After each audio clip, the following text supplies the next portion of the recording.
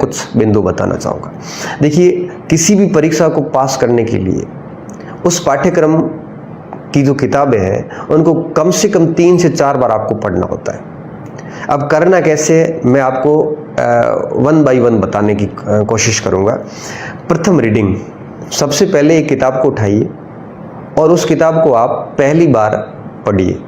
पहली बार पढ़ते वक्त कभी नोट्स नहीं बनाए जाते। क्यों?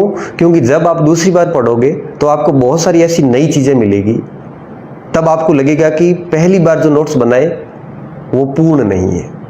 इस स्थिति में पहली बार आप सिर्फ किताब को अपनी नज़र से निकालिए, अच्छे से पढ़ दीजिए। उसके बाद जब आप दूसरी बार किताब पढ़ोगे, उसको सेकंड रीडिंग करोगे, तब आप उस किताब में पेंसिल चलाइए। जो जो चीज़ें आपको इम्पोर्टेंट लग रही है उनकी नीचे अंडरलाइन कर दीजिए। इस बार भी आपको नोट्स नहीं बनाने हैं। जैसे आप थर्ड रीडिंग करते हैं तो थर्ड रीडिंग के टाइम में आप फिर पेंसिल चलाइए और किताब के किनारों पे लिखिए, किताब के आंतरिक भागों में जहाँ जहाँ गैप रहता है वहाँ पे लिखिए। मोस्ट प्रश्नों को, जो भी बिंदु है उनको हाईलाइट कर दीजिए। तीसरी बार जब आप किताब पढ़ रहे होंगे तब आपको लगेगा कि आपको बहुत कुछ चीज़ें याद हो रही है।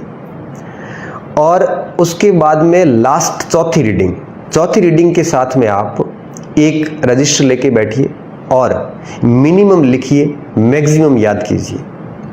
और चौथी रीडिंग के बाद में जो जो चीज़ें आपको लग रही है कि अभी भी कन्फ्यूज़न है या बहुत ज़्यादा महत्वपूर्ण है, उन चीज़ों को अपनी डायरी में नोट्स के रूप में उतार दीजिए।